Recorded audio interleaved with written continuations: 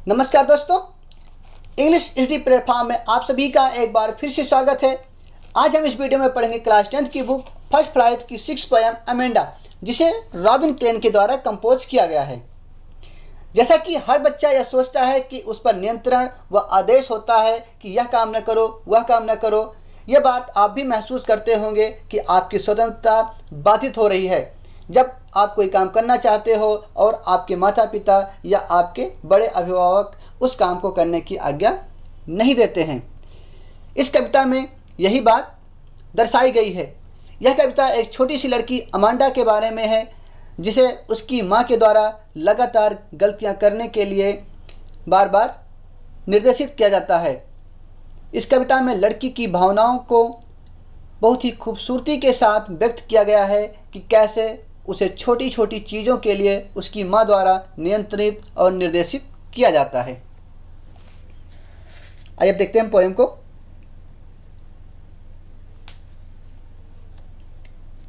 Don't bite your nails Amanda, don't hunch your shoulders Amanda, stop that slouching and sit up straight Amanda. Bite means होता है दांत से काटना या कुतरना, नेल्स नाखून, हंच इसका मीन्स होता है कुबड़, शोल्डर्स कंधा, स्लॉचिंग इसका मीन्स होता है ढीला ढाला बैठना, स्ट्रेट बिल्कुल सीधा। देखते हैं, डोंट बाइट योर नेल्स, उसकी माँ मीन्स की अमेंडा की माँ उससे कहती है, मना करती है उसको, डोंट बाइट योर नेल्स, अपने नाखून को मत कुतरो, दांत से मत काटो। Don't hunch your shoulders Amanda, Amanda अपने कंधे को झुका करके मत बैठो। स्टॉप दैट स्लाउचिंग, तुम जिस तरीके से ढीले ढाले तरीके से जो बैठती हो उस तरीके से बैठना बंद करो। एंड सिट अप स्ट्रेट, और बिल्कुल सीधा बैठो। अमेंडा उसके तरीके से वहाँ पर निर्देशित करती है। तो इस बात पर वो सोचती है, there is a language emerald sea where the sole inhabitant is me a mermaid drifting blissfully. Language इसका मीन्स होता है बिल्कुल शिथिल, इमराल्ड विशाल, सी मतलब सागर समुद्र, इनहेबिटेंट निवासी, मरमेड मत्स्य कन्या। तब वो सोचती है, there is a language emerald sea, एक गहरे रंग में शिथिल समुद्र है, और वहां की वो where the sole inhabitant is me, जहाँ पर वो एक निवासी के रूप में है। और निवासी किस रूप में है? अ मरमेड, एक मत्स्य कन्या के रूप में है। मीन्स कि वहाँ पर एक मत्स्य कन्या है और वो मैं हूँ। ड्रिफ्टिंग ब्लिसफुली, और समुद्र की लहरों के बहाव में मैं वहाँ पर आनंद ले रही हूँ। मीन्स कि उसी में मैं बह रही हूँ। इसका पूरा सार देख लेते हैं। कवित्री ये कहती है कि उसकी जो माँ है अमेंडा की, उसको नाखून काटने की ओर इशारा कर रही है कि वह एक बुरी आदत है। इसके बाद वह उसे बिना कंधे झुकाए सीधे बैठने के लिए कहती है। अमांडा जिसे कंधा झुकाने और आलसी होकर बैठने की आदत है, उसकी ओर इशारा इसलिए किया जा रहा है क्योंकि उसकी माँ जो है वो चाहती है कि वो सही मुद्रा में बैठे। और इस समय जब उसे उसकी माँ द्वारा डांटा जा रहा होता है तो वह खुद को एक गहरे हरे समुद्र में होने की कल्पना करती है। वो कहती है कि वह इस खूबसूरत से हरे समुद्र की अकेली निवासी बनना चाहती है। वह खुद को वहाँ पर एक मत्स्य कन्या की तरह कल्पना करती है, जो वहाँ पर अकेली है और अपना जीवन बहुत ही आराम के साथ जीती है। साथ ही वो कहती है कि वो पानी की जो धारा है उसके साथ वो दूर जाना चाहती है और वहाँ आराम के माहौल को महसूस करना चाहती है। नेक्स्ट देखते हैं।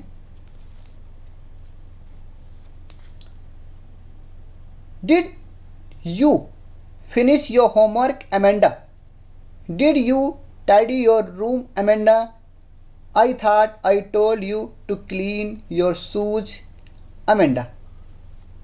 इसमें फिर उसकी माँ जो है उससे पूछती है, did you finish your homework Amanda, Amanda क्या तुमने अपने होमवर्क को पूरा कर लिया है।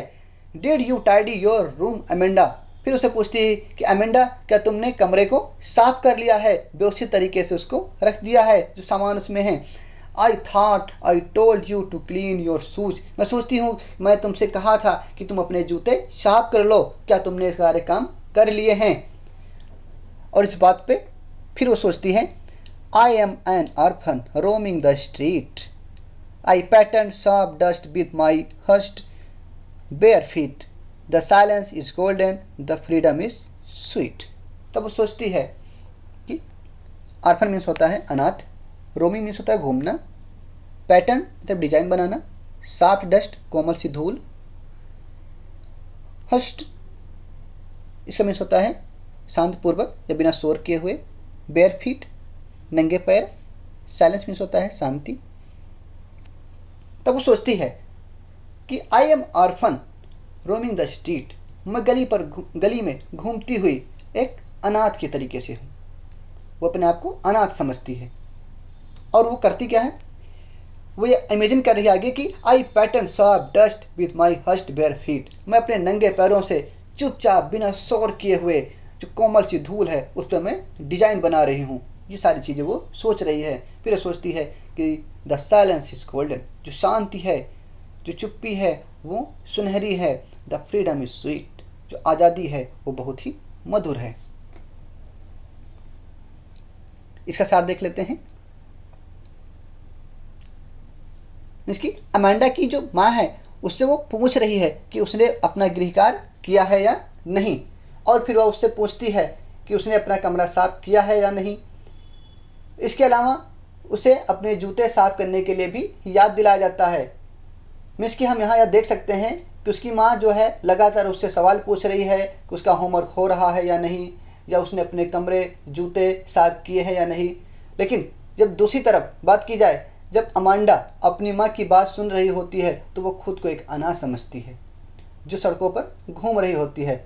इसका मतलब है कि वो सोचती है कि अगर वह बिना माँ बाप के होती तो वह सड़कों पर खुलकर चलती, वह बहुत ही चुपचाप अपने खुले पैरों से नर्म धूल पर डिजाइन बनाती।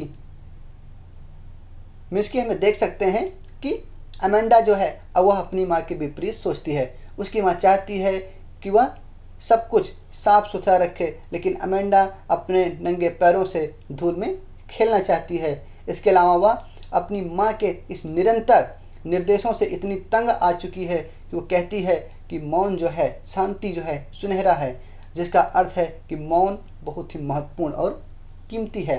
वो आगे कहती है आज़ादी प्यारी होती है। इसका मतलब कि जब वह अपनी माँ के साथ होती है तो वह कभी भी स्वतंत्र महसूस नहीं करती है। नेक्स्ट देखते हैं। Don't eat that chocolate Amanda, remember your acne Amanda, will you please look at me when I am speaking to you Amanda. फिर उसकी माँ जो है पूछती है उससे एक्ने, एक्ने मीन्स होता है कील या मुहासे जो फेस पे आ जाते हैं। उसकी माँ फिर इस बार मना करती है उसको, don't eat that chocolate Amanda, Amanda उस चॉकलेट को मत खाओ। Remember your acne Amanda, Amanda तुम याद करो कि तुम्हारे जो चेहरे पर मुहासे हैं उसको याद करो और इसलिए तुम चॉकलेट को मत खाओ। जब उसको ये बात उसको निर्देशित कर रही होती है तो उसे फिर वो कहती है will you please look at me, कि क्या कृपा करके तुम मेरी तरफ देखोगी, when I am speaking to you, जब मैं तुमसे बात कर रही हूँ तो तुम मेरी तरफ देखो। वो ये बात उससे कहती है। जब ये बात वो कर रही होती उसकी माँ, तब फिर अमेंडा जो है वो सोचती है I am Rapunzel, I have not a care, life in a tower is tranquil and rare, I will certainly never let down my bright hair. Tranquil इसका मीन्स होता है शांत, रेयर मीन्स होता है दुर्लभ। तब फिर वो सोचती है आई एम रपेंजल, मैं रपेंजल हूँ, I have not a care, मुझे किसी चीज़ की परवाह नहीं है। Life in a tower is tranquil and rare, जो मेरा जीवन है टावर में वो बहुत ही शांत है और वो दुर्लभ है। I will certainly never let down my bright hair, मैं अपने चमकते सुनहरे बालों को कभी भी नीचे नहीं गिराऊंगी। रपेंजल एक कहानी है, एक दंत कथा है। इसको हम सार में देखते हैं। अमेंडा की माँ जो है उसे चॉकलेट खाने से मना कर रही है। वह उसे उस पिंपल की याद दिलाती है जो चॉकलेट खाने के कारण अमांडा के फेस पर आ जाते हैं। अंत में वह अपनी माँ की बातों पर ध्यान न देने के लिए उसे डांटती है। इस पर अमांडा खुद को रेपेंजल होने की कल्पना करती है। रेपेंजल जो है एक परी कथा का एक पात्र थी जिसे एक चुड़ैल ने टावर में कैद कर लिया था। चुड़ैल ने रेपेंजल के लंबे बालों की मदद से टावर पर चढ़ती थी जो उसके द्वारा खिड़की से नीचे गिराए जाते हैं।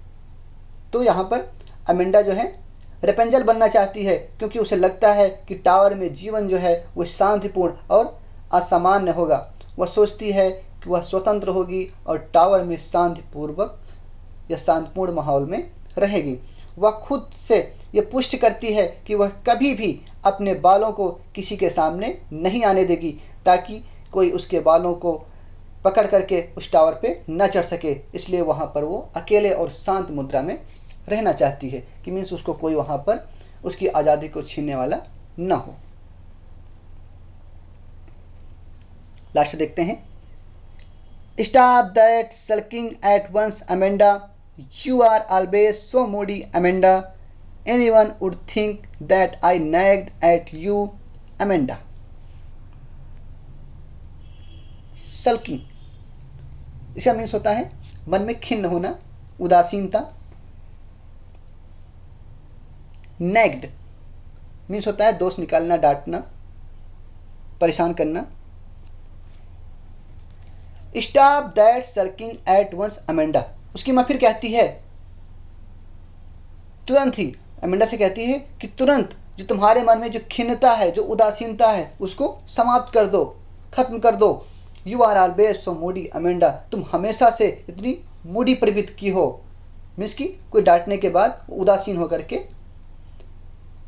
नाराजगी जता करके बैठ जाना। तो कहती है तुम बहुत ही मूडी हो। Anyone would think that I night at you Amanda, जब भी कोई तुमको देखेगा तो सिर्फ यही सोचेगा कि मैं लगातार तुमको परेशान करती रहती हूँ, तुम्हें लगातार डांटती रहती हूँ। इसका अर्थ देख लेते हैं पूरा। अमेंडा की माँ जब उसे बहुत ही अजीब तरीके से व्यवहार करने के लिए उसको चेतावनी देती है, वह उसे बुरे मूड में रहने के लिए रोकती है। इसके अलावा वह उसे इस तरह के अस्थिर मूड के लिए दोषी ठहराती है। वह यह कहकर भी उसे डांटती है कि उसका व्यवहार एक दिन लोगों को यह सोचने पर मजबूर कर देगा कि अमेंडा को उसकी माँ द्वारा लगातार परेशान किया जा रहा था। तो यहाँ हम कह सकते हैं कि अमेंडा हमेशा अपनी माँ द्वारा हर छोटी छोटी बात पर निर्देशित किया जाता है, लेकिन वह इस प्रक्रिया पर ध्यान नहीं देती। अगर वह भावुक होकर इस पर प्रतिक्रिया पर करती है तो उसकी माँ इसे अपने गर्व की भावना के खिलाफ लेती है और उसे डांटती है कि उसे ऐसा व्यवहार नहीं करना चाहिए, क्योंकि अन्य लोग सोचेंगे कि अमेंडा की माँ अपने बच्चे पर बहुत ही ज़्यादा हावी है। अतः मैं कह सकते हैं कि कविता एक महत्वपूर्ण संदेश देती है कि बच्चों को कभी भी उनकी स्वतंत्रता से वंचित नहीं किया जाना चाहिए। उन्हें यह महसूस नहीं होना चाहिए कि वे जो भी छोटी छोटी चीज़ें करते हैं उनके माता पिता उन्हें लगातार परेशान करते हैं।